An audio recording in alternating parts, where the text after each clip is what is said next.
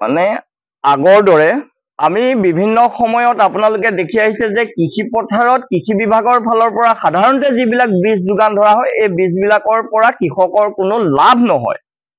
সেয়েহে কৃষি বিজ্ঞান কেন্দ্ৰ নগাঁও পৰা আমাক মাটিমাহ খেতি কৰিবৰ কাৰণে যিবিলাক বীজ দিছিল সেই বীজবিলাকৰ পৰা মাটিমাহৰ গুটি আজি পৰ্যন্ত নহল। যোনটো আমাৰ থলুৱা মাটিমাহ সেইটো ইতিমধ্যে উভালিবৰ হৈছে।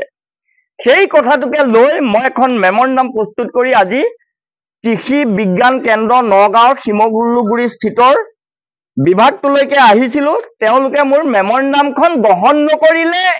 কিমান তেওঁলোক খং মুদত কৃষকৰ প্ৰতি আছে আৰু কৃষকৰ প্ৰতি কি ব্যৱহাৰত আছে এই কথাটো মই আমাৰ সন্মানীয় কৃষিমন্ত্ৰী অতুল বৰা ডাঙৰীয়াৰ দৃষ্টিগোচৰ কৰিব বিচাৰিছো যে এজন কৃষকৰ আজি তাৰিখত অসমৰ সন্মান এয়া। বিভাগে যেতিয়া বীজ দিব পথাৰত যেতিয়া বীজৰ পৰা ফল নহব তাৰ যেতিয়া কমপ্লেইন কৰিবলৈ আহিব কমপ্লেইন গ্ৰহণ নকৰে।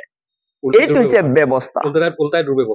হয় হয় হয় মানে তেওঁলোকে মোৰ মেমৰেণ্ডামখন গ্ৰহণ নকৰা মানে কি বুজায় আৰু যে এইটো আমি গ্ৰহণ কৰিব নোৱাৰিম দিছিলো আৰু এইটো বিষয়ত আপুনি লাগি কি পাব লাগিবনো কেলে লাগে বোলো লাগিব এইকাৰণে লাগে যে আমাৰ কৃষকসকল পঞ্জাৱ হাৰিয়ানা আৰু উত্তৰ প্ৰদেশৰ দৰে ইমান স্বাৱলম্বী বা ধনী নহয়।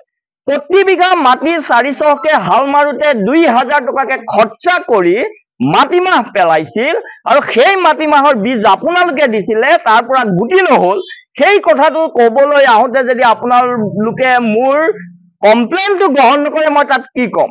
সেইকাৰণে মই আহি আপোনালোকৰ সহায় ল'বলগীয়া হৈছে এই মুহূৰ্তত। আৰু আপোনালোকে সদায় আমাৰ কৃষি পথাৰবিলাকত যায় সদায় আমি সাংবাদিকসকলকে পাওঁ। আমাৰ মনৰ দুখ আৰু বেদনাবিলাক কাক ক'ম।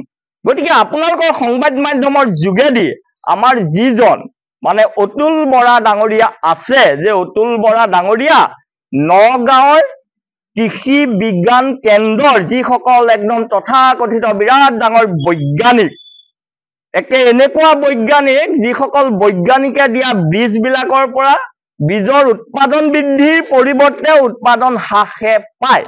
ইয়াৰ যোনটো মেইন মানে কেভিকে যোনটো মেইন মটো আছিল তাত স্পষ্টকে লিখা আছে যে empower farmers enhance the productivity and contribute to rural development ensuring long-term food security agriculture growth in India।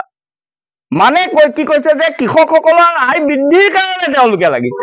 এতিয়া মোক কওকচোন মোৰ দেউতাৰ দিনত থকা মাটিমাহৰ খৰচটো লুমে লুমে লাগিছে আৰু এতিয়া তুলিব হৈছে আৰু তেওঁলোকে দিয়া মাটিমাহৰ ফুলে নধৰিলে গোটেইখন বগাই ফুৰিলে। গতিকে আজি তাৰিখত আমাৰ যে এই কেভিকে নগাঁৱে যি আৱিষ্কাৰ কৰিছে এই আৱিষ্কাৰে কৃষকক কি কৰিব ৰামচাঙুন দিছে কৃষকৰ ক্ষতি হৈছে। গতিকে আমি আপোনালোকৰ সংবাদ মাধ্যমৰ যোগেদি সন্মানীয় মুখ্যমন্ত্ৰী মহোদয়কো জনাইছো সন্মানীয় কৃষিমন্ত্ৰী মহোদয়কো জনাইছো যে নগাঁৱৰ কেভিকে কৃষি বিজ্ঞান কেন্দ্ৰৰ